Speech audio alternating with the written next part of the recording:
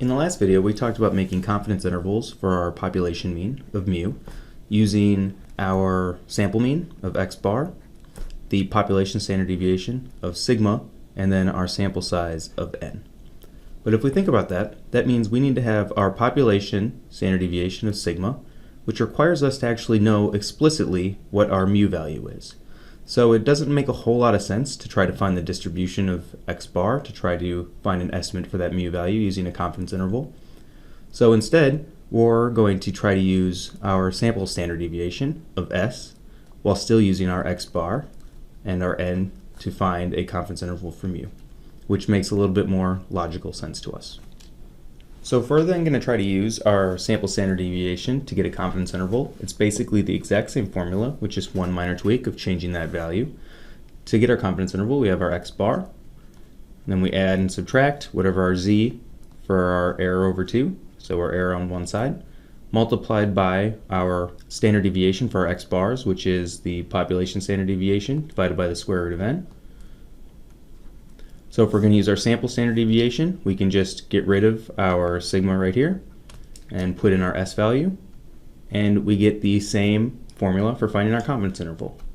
However, this only works if our n value right here is very large. So that means that if we don't have a large n value, we're going to need to modify this slightly. And the way that we're going to do that is we're going to use our student's t-statistic. So we're going to create our new confidence interval using x bar plus or minus our new t-statistic with our same method of describing the error, alpha over 2, multiplied by, again, our s over the square root of n.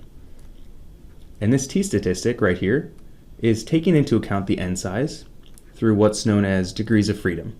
And we're going to use our degrees of freedom calculation. So we have degrees of freedom is equal to our n value minus 1. And then we can use our t-table to look up our error values or our standard deviations based on our error values and based off our degrees of freedom to get a better estimate of the number of standard deviations we need to go out from that mean to get a specified confidence interval. Since using the t-statistics is almost the exact same as using our z-table, we're just going to do one example. So for our example, we're going to use a sample size of n is equal to 25 people with the average height, x bar, is 180 pounds.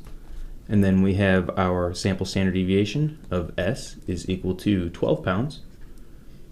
And then we can use these values to do some preliminary calculations. We can figure out our degrees of freedom.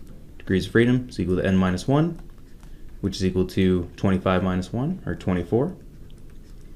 We can also figure out what our s sub x bar, so our sample standard deviation of our means, and we can figure that out, and that's equal to our s value divided by the square root of n, which is equal to s is 12, n is 25, so the square root of n is 5, so 12 over 5, which is then equal to 2.4.